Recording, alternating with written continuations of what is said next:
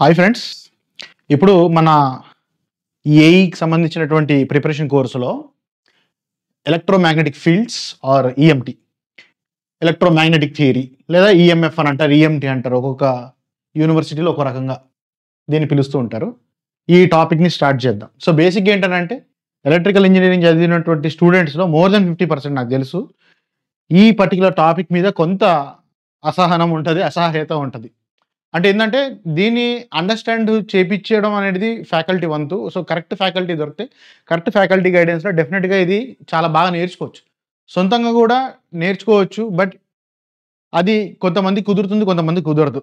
ఎంత మిగతా సబ్జెక్టులో ఎంత ప్రావీణ్యం ఉన్నా కూడా సమ్ టైమ్స్ ఈ పర్టికులర్ టాపిక్లో కూడా ఇబ్బంది పడేటువంటి సందర్భం ఉంటుంది. అది ఎందుకు చెప్తున్నానంటే even I face the same thing నా డేస్లో. అప్పట్లో నాకు ఈ పర్టికులర్ టాపిక్ మీద కొంచెం నాకు పట్టు తక్కువే అనమాట. But later on over practice దీన్ని కొంతవరకు మనము ఎగ్జామ్ క్రాక్ చేయడానికి కావాల్సిన రేంజ్లో మాత్రం దీన్ని పట్టు సాధించగలిగాను. సో ఇప్పుడు సిమిలర్గా అదే నాలెడ్జ్ మీకు ట్రాన్స్ఫర్ చేస్తాను ఇన్ ఈజీ మేనర్. రీసెంట్గా మీరు నా మ్యాక్స్వెల్ ఈక్వేషన్ సంబంధించిన వీడియో కూడా ఒకటి యూట్యూబ్లో పోస్ట్ చేసిన చూసి ఉంటారు. అండ్ దాని మీద కూడా చాలామంది స్టూడెంట్స్ కూడా they all are like super అని అన్నారు. సో అదే ఫార్మాట్లో we will going to electromagnetic field subject. బేసిక్గా ఈ ఈఎంఎఫ్ సబ్జెక్ట్ ఏది ఉంటుందో, నాకు ఈఎంఎఫ్ అనే వర్డ్ నాకు బాగా అలవాటు. సో నేను ఈఎంఎఫ్ అంటాను. మేబీ కొంతమందికి ఈఎంటీ అనేది ఐడియా ఉండుండొచ్చు. బట్ ఈఎంఎఫ్ గురించి మాట్లాడదాం. సో ఈఎంఎఫ్ వచ్చేసి ఎలక్ట్రికల్ స్టూడెంట్స్కి ఇది ఒరిజినల్గా కోర్గా ఎక్కువ చదువుకునేది ఈసీకి సంబంధించిన దాంట్లో ఎక్కువ కోర్గా ఉంటుందన్నమాట. బట్ ఈసీకి కోర్ అని చెప్పడం కంటే బేసిక్గా ఈసీ ఎక్కడి నుంచి వచ్చింది బ్రాంచ్, అది కూడా ఎలక్ట్రికల్ ఇంజనీరింగ్ సంబంధించిన బ్రాంచే. అండ్ బేసిక్గా EMF electromagnetic fields, electromagnetic theory. ఇప్పుడు మనం ఎలక్ట్రికల్ ఇంజనీరింగ్గా మనం చదువుకునేది ఏంటి? ఎలక్ట్రిసిటీ, మ్యాగ్నెటిజం, దానికి సంబంధించినటువంటి ఆపరేషన్, మెకానిజం, అవే కదా మనం చూసుకునేది. పవర్ సిస్టమ్స్ అయితేనేమి, మెషిన్స్ అయితే ఏదైతే ఏంది, మ్యాగ్నెటిజం లేని చాప్టర్ ఉందా? ఎలక్ట్రిసిటీ గురించి మాట్లాడని టాపిక్ ఉందా? లేదు కదా. So basically EMF and EMT కూడా మన ఎలక్ట్రికల్ ఇంజనీరింగ్ సంబంధించినటువంటి కాన్సెప్టే. కాకపోతే బేసిక్గా మనము సైన్స్ అండ్ ఇంజనీరింగ్ అని నేను చాలా సందర్భాల్లో నేను మీకు డిస్కషన్ మీకు చెప్తూ ఉంటాను. సిఐఎన్సి కదా, science and engineering. So science and engineering మధ్యలో ఉన్నటువంటి డిఫరెన్సెస్ గురించి ఎక్స్ప్లెయిన్ చేయడం జరిగింది. సో సైన్స్ అంటే ఏంటంటే నేచర్లో రాగా డైరెక్ట్గా దొరికేటువంటి ఫినామినా, అబ్జర్వేషన్స్. అదే సైన్స్. ప్రకృతి ఏ విధంగా ప్రవర్తిస్తుంది అని చెప్పేటువంటి set of principles, set of అబ్జర్వేషన్సే సైన్స్. ఆ ప్రకృతిలో ఎలా ప్రకృతి నియమాలు ఏ విధంగా ఉన్నాయి, లాస్ ఆఫ్ నేచర్ ఏ విధంగా ఉన్నాయి, దాన్ని మనం ఏ విధంగా మనం ఒక కొత్త ప్రపంచాన్ని సృష్టించడానికి, మానవాళికి ఉన్నటువంటి లేదంటే హ్యూమానిటీకి ఉండేటువంటి సమస్యలు తీర్చుకోవడానికి, ఈ లైఫ్ని ఇంకా స్మూత్ చేసుకోవడానికి, ఈజీగా చేసుకోవడానికి టెక్నాలజీని తయారు చేస్తుంటాం. ఒక కొత్త ప్రపంచాన్ని, ఒక కొత్త మెషినరీని తయారు చేస్తుంటాం. That it self is the engineering. అంటే సైన్స్లో ఉన్నటువంటి ప్రిన్సిపల్స్ని వాడుకొని ఇంజనీరింగ్ పార్ట్ని మనం చేస్తూ ఉంటాం అనమాట. అదేవిధంగా మనకి ఇప్పుడు ఈ పెద్ద ఇంజనీరింగ్, ఎలక్ట్రికల్ ఇంజనీరింగ్ అనే సబ్జెక్ట్ ఇంత పెద్దగా వచ్చింది. దీనిలో పవర్ ఎలక్ట్రానిక్స్ ఉన్నాయి, పవర్ సిస్టమ్స్ ఉంది, జనరేటింగ్ స్టేషన్స్ ఉన్నాయి, మెషిన్స్ ఉన్నాయి, వాట్ నాట్. ఈరోజు ప్రపంచం ఎలా ఉంది ఇవాళ అదంతా ఆ సైన్స్ నుంచి ఇంజనీరింగ్ వచ్చింది. దాని ఇంపాక్ట్ ఇవాళ నేను మీ ముందు లేకపోయినా ఫిజికల్గా మీరు త్రూ వర్చువల్గా అయినా కానీ, ఈ ఆన్లైన్ మాధ్యమంలో కావచ్చు, మీ స్మార్ట్ ఫోన్స్ కావచ్చు, ల్యాప్టాప్స్ ద్వారా మీరు నన్ను చూస్తున్నారంటే ఇదంతా కూడా ఇంజనీర్స్ సైన్స్ని ఇంజనీరింగ్గా ట్రాన్స్ఫార్మ్ చేసినటువంటి పద్ధతి ద్వారా వచ్చినటువంటి ఫెసిలిటీస్ ఇవన్నీ కూడా. సో అలా ఎలక్ట్రికల్ ఇంజనీర్స్ మీరు ఇంతవరకు చదువుకున్న సబ్జెక్ట్స్ అన్నీ ఏవైతే ఉన్నాయో, మనం చదువుకునేటివి ఏదైతే పవర్ సిస్టమ్స్ కావచ్చు, ఇవన్నీ ఇంజనీరింగ్ సబ్జెక్ట్స్ అనమాట. సో ఈ ఇంజనీరింగ్ వెనకాల ఉండేటువంటి సైన్స్ ఏదైతే ఉంటుందో అదే ఈఎంఎఫ్ అనమాట. సో అందుకనే engineering is easy compare to science అనిపిస్తుంది ఒక్కోసారి. సో ఆ ఈఎంఎఫ్ ఆర్ ఈఎంటీ సబ్జెక్ట్ ఏదైతే ఉందో ఇది సైన్స్ కోవకు చెందినటువంటి టాపిక్ అనమాట. ఓకే, సరే ఇవన్నీ పక్కన పెట్టేస్తే అసలు దీనిలో చాలా ఉంటుంది. యాక్చువల్లీ చాలా పెద్ద సబ్జెక్టు. ఈసీ వాళ్ళకి కోర్ ఎందుకనంటే ఆ పర్టికులర్ టాపిక్ చాప్టర్ కింద నెంబర్ ఆఫ్ టాపిక్స్ ఎక్కువగా ఉంటాయి. ఎలక్ట్రికల్ వాళ్ళకి పెద్దగా టాపిక్స్ ఏం లేవు, చాలా తక్కువగా ఉన్నాయన్నమాట టాపిక్స్. సో ఆ టాపిక్స్ కొద్దిగా చూసుకొని కొంత ప్రాక్టీస్ చేసుకుంటూ పోతూ ఉంటే మనకి సరిపోతుంది, మన ఎగ్జామ్ లెవెల్లో సరిపోతుంది. ఇప్పుడు మనం మెయిన్గా ప్రిపేర్ అయ్యేది, ఎక్కువగా ఫోకస్ చేసేది ఏఈ లెవెల్, స్టేట్ లెవెల్ ఎగ్జామ్స్లో, లేదంటే పబ్లిక్ సర్వీస్ కమిషన్ టీఎస్పీఎస్సీ కావచ్చు, ఏపీపీఎస్సీ కావచ్చు, వీటికి సంబంధించిన ఏడబ్ల్యూ ఎగ్జామ్స్ కావచ్చు, గ్రాడ్యుయేట్ లెవెల్ ఇంజనీరింగ్ పోస్టులు ఏవైతే ఉంటాయో వాటికి సంబంధించిన ఎగ్జామ్స్కి ప్రిపేర్ అవ్వదలుచుకున్నాం. సో ఈ ఎగ్జామ్స్లో వచ్చే ఏ లెవెల్ ఆఫ్ డిఫికల్టీ ఉంటుందో ఆ అప్రోచ్కి కావాల్సిన కంటెంట్ నేను మీకు ఇస్తాను. అంతకుమించి మనకు అవసరం లేదు, అంతకుమించి టైం ఇన్వెస్ట్ చేయాల్సిన అవసరం లేదు. ఎందుకంటే కాస్ట్ బెనిఫిట్ రేషియో కూడా చూసుకోవాలి. ఇప్పుడు పవర్ సెక్టర్ ఏఈస్లో చూసుకుంటే మనకి జనరల్గా ఏఈ ఎగ్జామ్ 80 మార్క్స్ ఉంటుంది టెక్నికల్ పార్ట్. ఓకే, 80 మార్క్స్ ఉంటుంది, అందరికీ తెలిసిందే. ఈ 80 మార్క్స్లో ఈఎంఎఫ్కి ఎంత వస్తుంది తెలుసా? 5 +/- 2 అంటే 3 మార్కుల నుంచి 7 మార్కుల వరకు వచ్చేటువంటి అవకాశం ఉంది. 3 కంటే తక్కువ కూడా రావచ్చు, 7 కంటే ఎక్కువ వచ్చినటువంటి సందర్భాలు అయితే నేను చూడలేదు. వచ్చినా మహా అయితే 1 మార్క్ వచ్చి ఉండొచ్చు ఎప్పుడైనా. బట్ 3 to 7 మార్క్స్ అయితే ఖచ్చితంగా ఉంటాయి. కొన్ని ఇయర్స్లో అయితే 1 మార్క్ కూడా ఇచ్చినారు. నెక్స్ట్ ఏడబ్ల్యూ పర్స్పెక్టివ్లో మాట్లాడుకుంటే ఏడబ్ల్యూ పర్స్పెక్టివ్లో కూడా ఈజీగా ఒక 10 క్వశ్చన్లు నుంచి 15 క్వశ్చన్ల వరకు కొన్ని సందర్భాల్లో అడగడం కూడా జరుగుతూ ఉంది. సో 10 కంటే తక్కువ వచ్చినవి ఉన్నాయి, 15 కంటే ఎక్కువ వచ్చినట్టుగైతే లేవు. ఎందుకంటే ఏడబ్ల్యూలో 150 మార్క్స్ పేపర్ కదా, మొత్తము ఎలక్ట్రికల్ మొత్తం 150 మార్క్స్ సపరేట్ పేపర్ ఉంటుంది. ఏఈ అంటే ఒకటే పేపర్ ఉంటుంది, దాంట్లోనే జనరల్ స్టడీస్ టెక్నికల్ 2 ఉంటాయి. 80 marks technical, 20 marks non technical part ఉంటుంది. ఆ విధంగా మార్క్స్ డిస్ట్రిబ్యూషన్ ఈ విధంగా ఉన్నాయన్నమాట. నెక్స్ట్, సో మనకు ఉండేటువంటి టాపిక్స్ బ్రాడ్గా ఒక 5 టాపిక్స్ ఉంటాయి అన్నమాట దీంట్లో. సో ఒకటి coordinate system, vector calculus. So first video అయినటువంటి ఈ వీడియోలో ఈ 2 కూడా కవర్ అయిపోతాయి. తర్వాత స్టాటిక్ ఎలక్ట్రిక్ ఫీల్డ్స్, తర్వాత magnetic fields, static magnetic fields, ఆ తర్వాత Maxwell's equation for time wearing magnetic fields. So ఈ విధంగా మనకి ఇవే టాపిక్స్ అనమాట. ఇవి చాలా చిన్న టాపిక్సే, తొందరగానే అయిపోతాయి. హార్డ్లీ ఒక 5 నుంచి 6 అనుకుంటున్నాను వీడియోస్ టోటల్గా. 5 నుంచి 6 వీడియోస్ అని అనుకుంటున్నాను. ఇప్పుడు మనం అయితే స్టార్ట్ చేస్తున్నాం. ఎంత అవుతుందో మనకు తెలియదు, ఇంతకంటే తక్కువలో కూడా అయిపోవచ్చు. అంటే 4 వీడియోస్లో అయిపోవచ్చు, ఆర్ 5 or 6 వీడియో 4 to 5, 6 వీడియోస్లో ఇది కంప్లీట్ అయిపోతుంది. క్రిస్ప్గా ఉంటుంది, అట్ ద సేమ్ టైం అండర్స్టాండబుల్గానే ఉంటుంది. మీరు చాలా జాగ్రత్తగా నన్ను అబ్జర్వ్ చేస్తూ నేను చెప్పేది వింటూ మీరు నోట్ మేకింగ్ చేసుకుంటే ఈ సబ్జెక్ట్ని క్యాచ్ చేయగలుగుతారు. ఎందుకంటే నేను దీన్ని క్రిస్ప్గా కంప్లీట్ చేయాలి, మీకు అర్థం అయిపోవాలి. అట్ ద సేమ్ టైం ఎక్కువ ఎక్స్ప్లెనేషన్ కూడా ఇవ్వకూడదు. నేను ఎక్కువ ఎక్స్ప్లెనేషన్ ఇస్తూ డ్రాగ్ చేస్తుంటే దీని మీదనే మొత్తం మీ ఫోకస్ అంతా అయిపోతుంది. మనకు వచ్చేటువంటి దీనిలో ఉండేటువంటి కాస్ట్ ఎంత ఉందో చూడండి. మరి దానికి మనం ఎంత బెనిఫిట్ తీసుకోవాలంటే మనం అంత టైం స్పెండ్ చేయాలి దానికి. ఓకే, సో ఫస్ట్ వచ్చేసి మనము ఏదైతే కోఆర్డినేట్ సిస్టమ్ ఉందో ఆ కోఆర్డినేట్ సిస్టమ్ గురించి మనం మాట్లాడుకుందాం. సో ఫస్ట్ టాపిక్ వచ్చేసి హెడ్డింగ్ వేసుకుంటే కోఆర్డినేట్ సిస్టమ్స్ అనమాట. సో ఈ కోఆర్డినేట్ సిస్టంలో బేసిక్గా ఏంటిది అయ్యే కాన్సెప్ట్ అని అంటే, స్పేస్లో ఒక 3D స్పేస్లో, ఓకే 3D స్పేస్లో మన ప్రపంచం అంతా కూడా 3D ప్రపంచమే కదా, ఇదంతా కూడా every object is a 3D. So ఈ 3D స్పేస్లో ఒక పాయింట్ని ఏ విధంగా లొకేట్ చేయాలి అనేది ఈ కోఆర్డినేట్ సిస్టంలో మనం చూస్తుంటాం అనమాట. సో ఈ కోఆర్డినేట్ సిస్టంలో ఒక పాయింట్ని 3D స్పేస్లో లొకేట్ చేయడానికి 3 రకాల సిస్టమ్స్ ఉన్నాయి. ఒకటి కార్టీసియన్ కోఆర్డినేట్ సిస్టమ్ అని అంటాము, Cartesian coordinate system, Cartesian coordinate system అని అంటాము. సో కార్టీసియన్ కోఆర్డినేట్ సిస్టమ్ బేసిక్గా కోఆర్డినేట్ సిస్టమ్ అంటే ఏమన్నాను, ఒక స్పేస్లో ఒక పాయింట్ని లొకేట్ చేయాలి. ఒక స్పేస్లో ఒక పాయింట్ని లొకేట్ చేయాలంటే ఆ పాయింట్కి ఒక అడ్రస్ ఉండాలి. ఇంత పెద్ద కాలనీలో నా ఇల్లు ఇక్కడ ఉంది అని అంటే ఇంటికి ఒక అడ్రస్ ఉంటుంది కాబట్టి పోస్ట్ ఇంటికి వస్తుంది. అదేవిధంగా ఒక పాయింట్కి ఒక అడ్రస్ కావాలి. సో ఆ అడ్రస్ అనేది రాయడానికి డిఫరెంట్ లాంగ్వేజెస్ అనమాట. దాంట్లో ఫస్ట్ లాంగ్వేజ్ వచ్చేసి కార్టీసియన్ కోఆర్డినేట్ సిస్టమ్ అంటాం. దీంట్లో ఏం చేస్తామనంటే, మనం ఒక పాయింట్ P అన్న ఒక పాయింట్ ఉందనుకోండి, ఆ పాయింట్కి అడ్రస్కి ఏం చెప్తామంటే XYZ అని 3 వేరియబుల్స్ ఉంటాయి. ఈ 3 వేరియబుల్స్ యొక్క వాల్యూస్ ఇస్తాం అనమాట. సపోజ్ ఒక పాయింట్ యొక్క అడ్రస్ అనుకుందాం, ఫర్ ఎగ్జాంపుల్ P012 అంటే X0 ఉన్నప్పుడు, Y1 ఉన్నప్పుడు, Z2 ఉన్నది పాయింట్ ఏదైతే కోయిన్సైడింగ్ పాయింట్ ఉంటుందో అక్కడ ఈ పాయింట్ ఉంటుంది అనేది దాని అడ్రస్ అనమాట. సో XYZ యాక్సిస్ ఉంటుంది. ఇది మనకు అందరికీ తెలిసింది, XY యాక్సిస్ ఇవన్నీ మనకు తెలిసింది, XYZ సిస్టమ్ ఇది. నెక్స్ట్ వన్ వచ్చేసి మనకి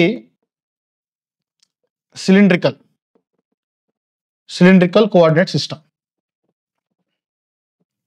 దీంట్లో ఒక పాయింట్ని డినోట్ చేయడానికి మనం యూజ్ చేసేటువంటి వేరియబుల్స్ ఏంటంటే అడ్రస్, రో, పై అనేటువంటి ఒక యాంగిల్, జెడ్, ఇక్కడ పైన ఉన్న జెడ్ యాజ్ ఇట్ ఈస్గా ఇందులో కూడా యూజ్ చేస్తాం. తర్వాత స్పెరికల్ కోఆర్డినేట్ సిస్టమ్. దీనిలో ఒక పాయింట్ని డినోట్ చేయడానికి మనం యూజ్ చేసేటువంటి పారామీటర్స్ ఏంటంటే ఆర్ అనేటువంటి ఒక నెంబర్, తర్వాత థీటా యాంగిల్, ఫై యాంగిల్. ఇది మనము స్పెరికల్ కోఆర్డినేట్ సిస్టంలో యూజ్ చేసేటువంటి పాయింట్స్ అనమాట. అండ్ ఒక్కొక్క సిస్టమ్ గురించి మనం డీటెయిల్గా మాట్లాడుకుందాం. సో ఫస్ట్ వన్ వచ్చేసి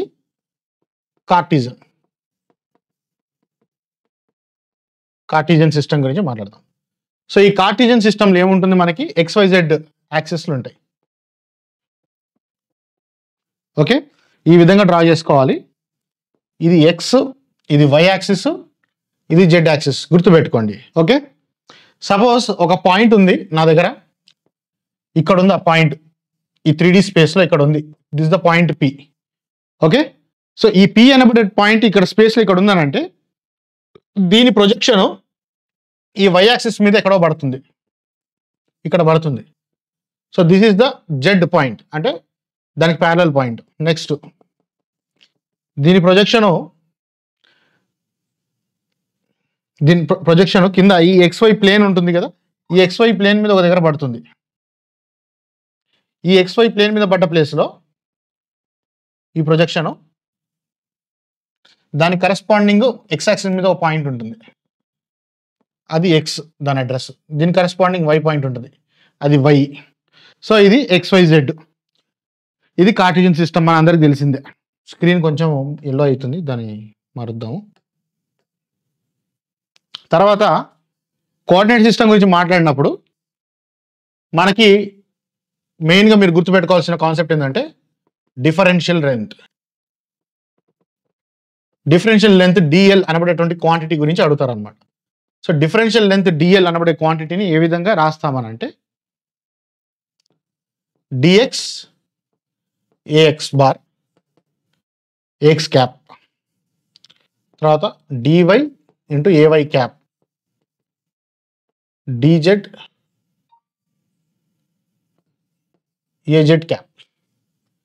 సో dx అని అంటే x డైరెక్షన్లో a part of length, dy అంటే y డైరెక్షన్లో ఒక పార్ట్ ఆఫ్ లెంత్, dz అంటే z డైరెక్షన్లో a part of length, ax ay az అని అంటే they are directional vectors, unit vectors which denote the direction of that particular dx or dy or dz.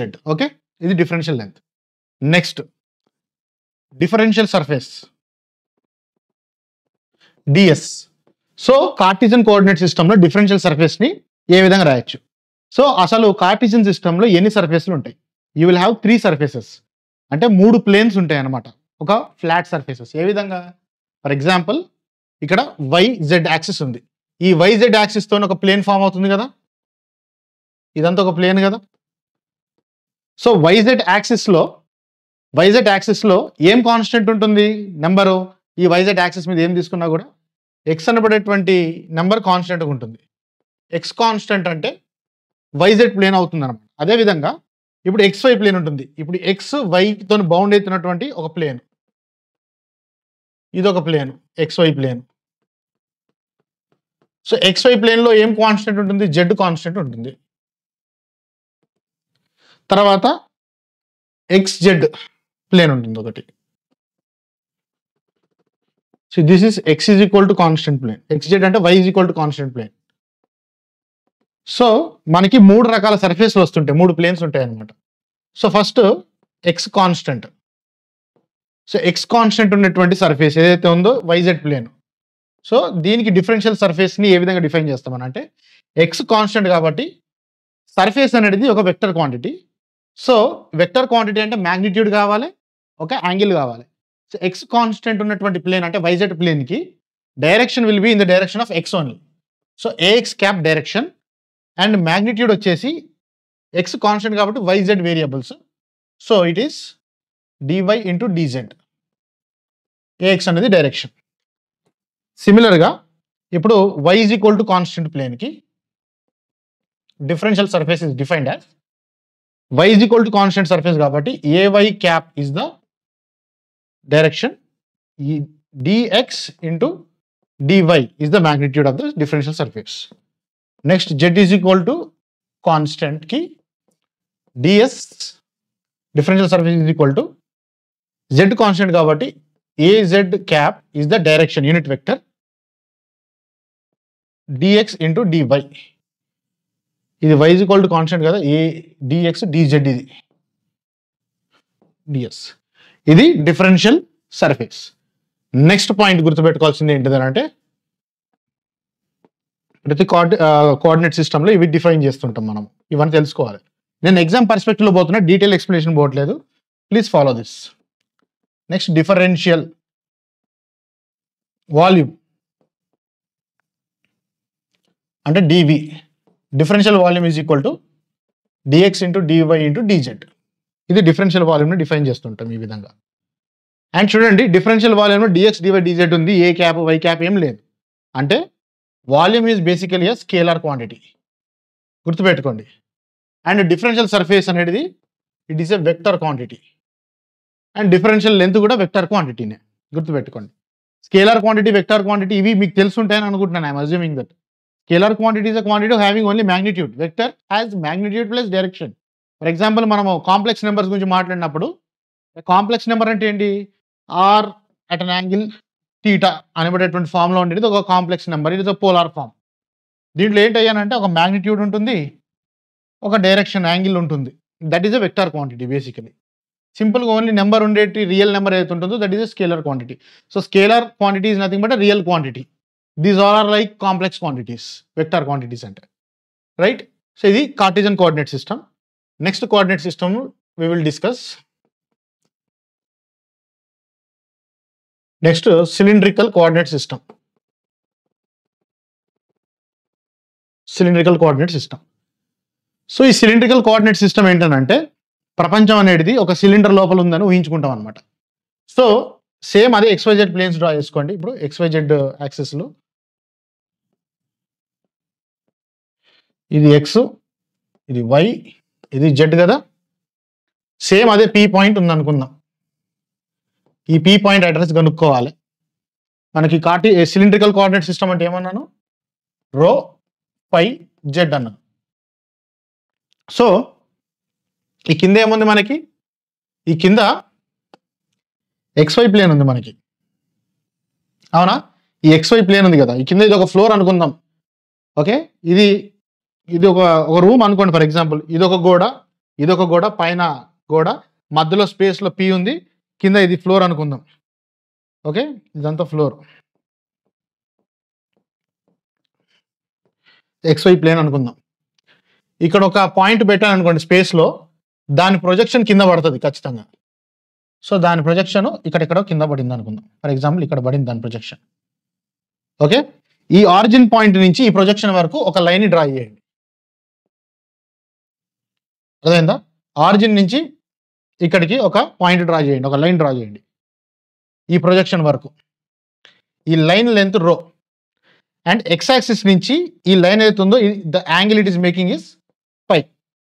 అర్థమైందా? So అదే దీని address అనమాట. So ఈ point అడ్రస్లో ఒక ఫై యాంగిల్ ఉంటుంది, రో అనబడేటువంటి ఒక లెంత్ ఉంటుంది, అండ్ పి, అండ్ దీని కరస్పాండింగ్ జెడ్ ఇక్కడ z. So it has its own address, rho phi z, p అనబడేటువంటి పాయింట్. గుర్తుపెట్టుకోండి. నెక్స్ట్ ఇప్పుడు we will talk about differential length. D l, differential length is equal to d rho into a rho cap unit vector plus రో తర్వాత ఏముంది? ఫై angle ఉంది కదా, d5 into a5 cap unit vector. అయితే ఒక గుర్తుపెట్టుకోండి, ఈ కోఆర్డినేట్ సిస్టమ్స్లో యాంగిల్ వచ్చిందంటే యాంగిల్ ఎప్పుడు ఒంటరిగా రాదు, యాంగిల్తో పాటు వాళ్ళ హస్బెండ్ కూడా రావాలి. సో ఈ యాంగిల్ వాళ్ళ హస్బెండ్ ఈ రో అనమాట. సో రో ఇంటూ d5 ఎప్పుడు ఇండిపెండెంట్గా అపియర్ కాదు, it always appears with its corresponding hypotenuse length whatever. తర్వాత dz ఇంటూ az క్యాప్. ఇది డిఫరెన్షియల్ లెంత్ గుర్తుపెట్టుకోండి ఇన్ సిలిండ్రికల్ కోఆర్డినేట్ సిస్టమ్. తర్వాత డిఫరెన్షియల్ సర్ఫేస్. సో డిఫరెన్షియల్ సర్ఫేస్ని ఏ విధంగా రాయాలి? సో సిమిలర్గా ఇక్కడ మళ్ళీ rho is equal to constant plane ఒకటి ఉంటుంది. రో ఈజ్ ఈక్వల్ టు కాన్స్టెంట్ అని అంటాం ఒకటి. దీనికి డిఫరెన్షియల్ సర్ఫేస్ ఏ విధంగా రాస్తామనంటే, రో కాన్స్టెంట్ అంటే యాంగిల్ కూడా రో డైరెక్షన్లోనే ఉంటుంది. సో ఏ రో క్యాప్ మిగిలిపోయింది ఏంటిది ఫై జెడ్, అండ్ ఫై ఎప్పుడు ఒంటరిగా అపియర్ కాకూడదు. సో ఇప్పుడు నేను d5 dz అని అన్నానంటే ఈ ఫై ఎంబడి ఎవరు ఉండాలి, రో ఉండాలి ఎప్పుడు కూడా. సో ఇది డిఫరెన్షియల్ సర్ఫేస్ దీనికి.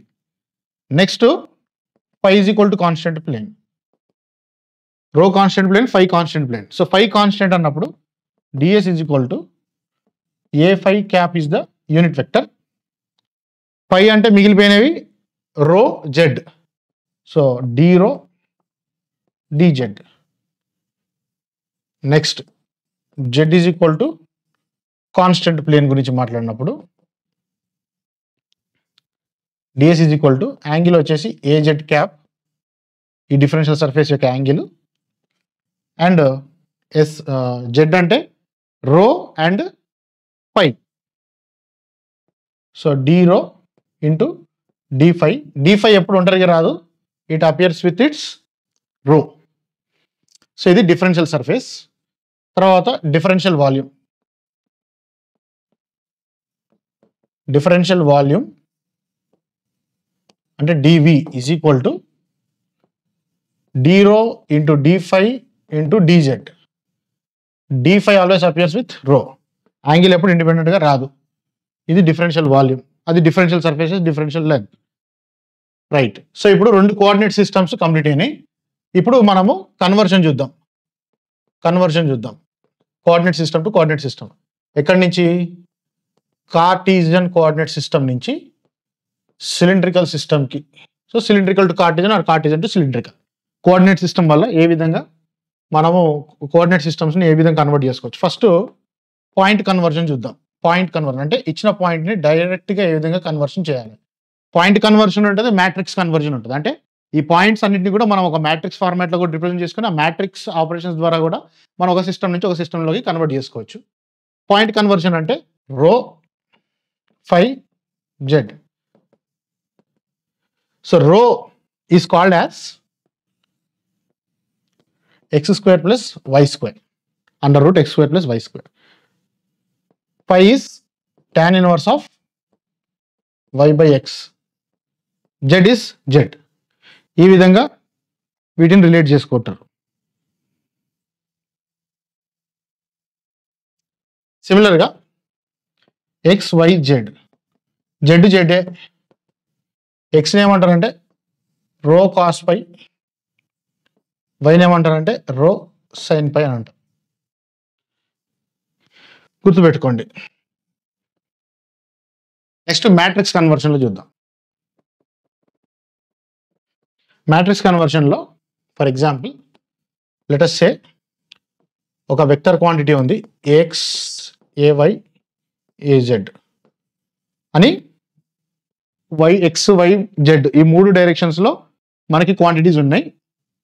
వీటిని మనము going to relate with cylindrical system. So మధ్యలో మనకి మెయిన్ ఆపరేషన్ మ్యాట్రిక్స్ ఉంటుంది, ఫైనల్గా ఇది ఉంటుంది. So this is a rho a phi a z. So we are going to relate cylindrical coordinates with Cartesian system. So ఒకసారి ఇక్కడ చూడండి, ఎక్స్ అంటే ఏమన్నాను రో కాస్ పై, వై అంటే ఏమన్నాను రో సైన్ పై. సో ఇక్కడ రో పై జెడ్ ఉన్నాయి కదా, ఇది ఎక్స్ వై జెడ్. సో ఇక్కడ చూడండి యాంగిల్ ఏముందో యాంగిల్ రాయండి. ఎక్స్ యాంగిల్ ఏముంది కాస్ పై, వై యాంగిల్ ఏముంది సైన్ పై, జెడ్ యాంగిల్ ఏముంది ఏం లేదు జీరో. సో ఇక్కడ అదే రాస్తాను నేను. ఎక్స్ యాంగిల్ కాస్ పై ఉంది, వై యాంగిల్ సైన్ పై ఉంది, రోతో రిలేట్ చేసుకుంటే జెడ్కి యాంగిల్ జీరో ఉన్నది. ఇప్పుడు నెక్స్ట్ కాలంకి టేక్ డిఫరెన్సియేషన్ ఆఫ్ దిస్ కాలం. So cos differentiation sin phi, sin differentiation minus cos phi, zero differentiation zero. ఆ తర్వాత జీరో జీరో, ఇది 1 పెట్టాలి. 2 జీరోలు ఉన్న రోని 1తో కంప్లీట్ చేయాలి. అండ్ ఇది వచ్చేసి ఆర్థోగోనల్ మ్యాట్రిక్స్ అనమాట. సారీ, ఇక్కడ cos differentiation minus sine phi, sin differentiation plus cos pi. So ఇది ఆర్థోగోనల్ మ్యాట్రిక్స్ కాబట్టి మనము we can change the order. అంటే ఇక్కడ మనం ఏం చేస్తున్నాము, సిలిండ్రికల్ నుంచి మనము రెక్టాంగులర్ కార్టీజియన్ సిస్టంలో కన్వర్ట్ చేస్తున్నాం. సపోజ్ కార్టీజియన్ నుంచి సిలిండ్రికల్కి కన్వర్ట్ చేయాలంటే అప్పుడు ఎలా ఉంటుంది మ్యాట్రిక్స్, ఇది ఏ రో A5 AZ, ఈ మధ్యలో మ్యాట్రిక్స్ ఇది, అండ్ ఇక్కడ వచ్చేసి AX AY AZ కదా. సో ఇది ఆర్థోగోనల్ మ్యాట్రిక్స్ కాబట్టి డైరెక్ట్గా దీన్ని ట్రాన్స్పోజ్ చేసుకోండి, మనకి కన్వర్షన్ వచ్చేస్తుంది.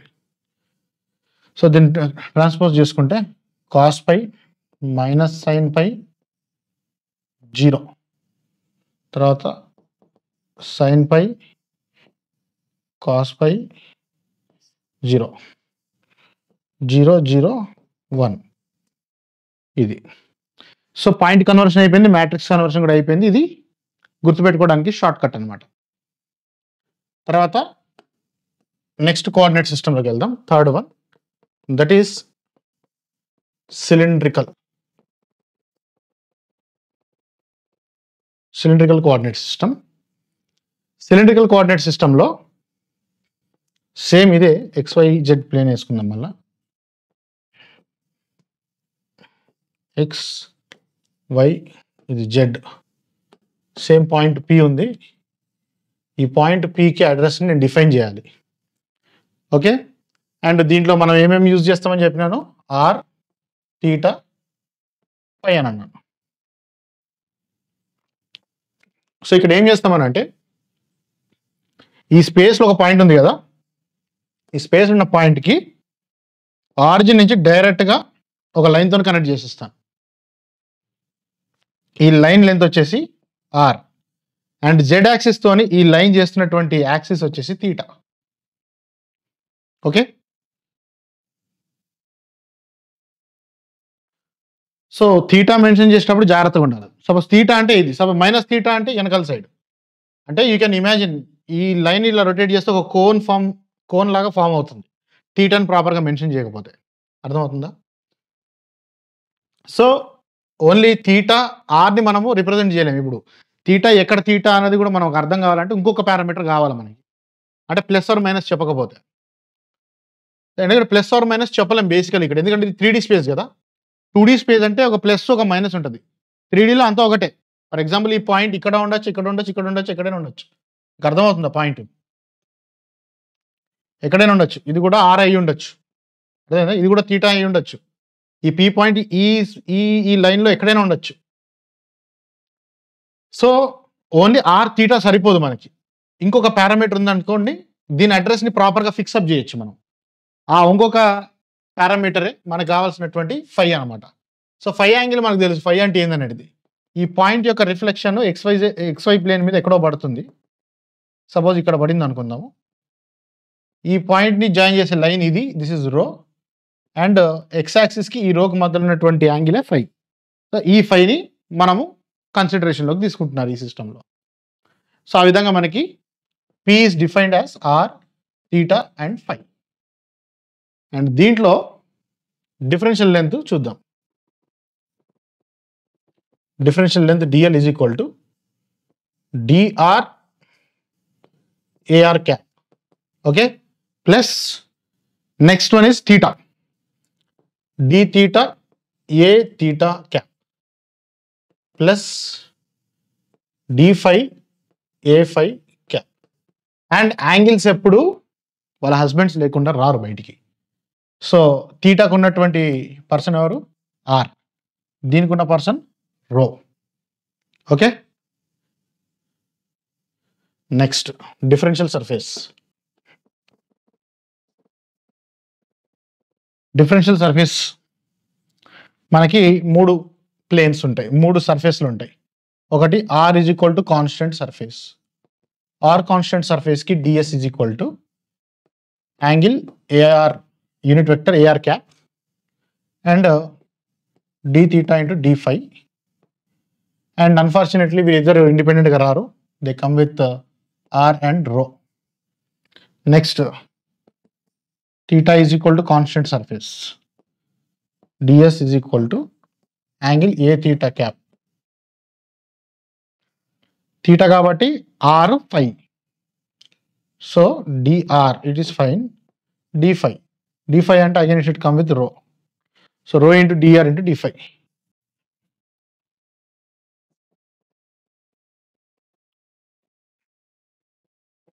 Next phi is equal to constant surface. దీనికి differential surface is equal to a phi cap is the unit vector. Phi అంటే r into dr d theta. Similarly, differential volume dv is equal to dr d theta d phi along with r and rho. This is a differential volume. ఇది cylindrical coordinate system. ఇప్పుడు మనము conversion చూద్దాము. So now we will see conversion from cylindrical to spherical. Cylindrical spherical మధ్యలో conversion చూద్దాం. Point conversion చూద్దాం.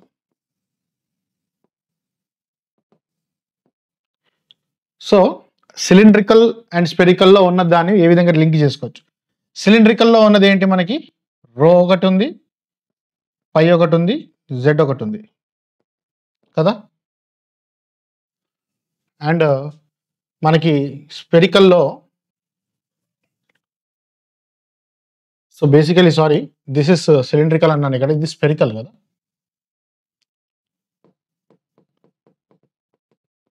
Spherical coordinate system sorry. స్పెరికల్లో వచ్చేసి మనకి ఆర్ ఉంది, థీటా ఉంది, పై ఉంది. సో ఇక్కడ పైయే, z is r cos theta, పైనే. And rho is r sign theta. So మనం దీన్ని బేస్ చేసుకొని మ్యాట్రిక్స్ కన్వర్షన్ చేద్దాం.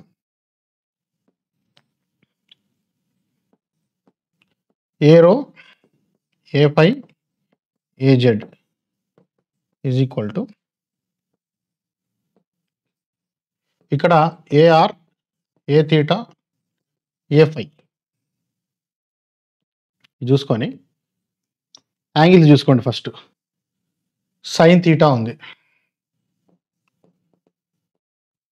ఇక్కడ థీటాస్లో ఏం లేదు, ఫై ఒకటే ఉంది, సింగిల్ ఫై ఉంది, సో 0. ఇక్కడ కాస్ థీటా జెడ్కి సేమ్ యాక్షన్, వీటి డిఫరెన్సియేషన్ తీసుకోండి. సైన్ డిఫరెన్సియేషన్ కాస్ థీటా, తర్వాత 0, ఇది 0 1, 2 జీరోలు వస్తే ఒకటి 1 రావాలి.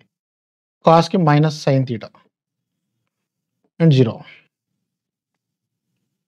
ఇది కూడా ఆర్థోగోనల్ మ్యాట్రిక్సే. ఇప్పుడు దీని నుంచి దీనికి కన్వర్షన్ కావాలనుకుంటే AR a theta A Z ఈ మ్యాట్రిక్స్ ఇక్కడ వేసుకోండి, ఈ మ్యాట్రిక్స్ అటు పంపించుకోండి. ఏ rho a phi A Z దీన్ని ట్రాన్స్పోజ్ చేసుకోండి ఈ మ్యాట్రిక్స్ని.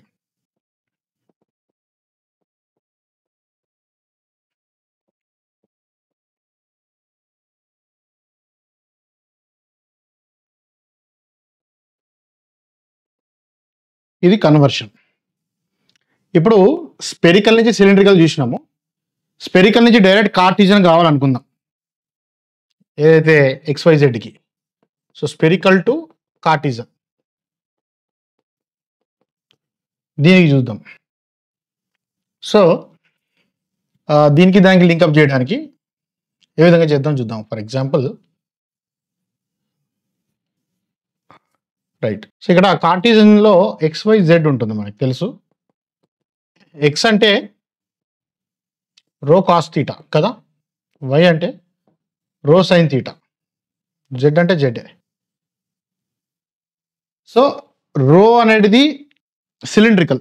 సో సిలిండ్రికల్కి స్పెరికల్కి మధ్య రిలేషన్లో మనకు తెలుసు రో అంటే ఆర్ ఏమొస్తుంది, ఆర్ సైన్ థీటా వస్తుంది. రో అంటే ఆర్ సైన్ థీటా. సో ఇందులో రో వాల్యూ సబ్స్టిట్యూట్ చేయండి. సో ఆర్ సైన్ థీటా, ఇది కాస్ పై, యాక్చువల్లీ సైన్ పై,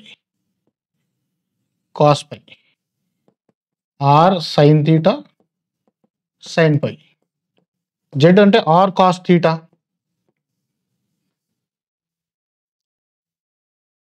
దీన్ని బేసిస్ చేసుకొని ఒక మ్యాట్రిక్స్ ఫామ్ చేసుకుందాం. A x a y a z a r a theta a phi. ఎక్స్కి ఆర్కున్నటువంటి యాంగిల్స్ చూడండి, ఇక్కడ సైన్ థీటా కాస్ పై, ఇక్కడ సైన్ థీటా సైన్ పై, ఇక్కడ ఉన్నది కాస్ థీటా.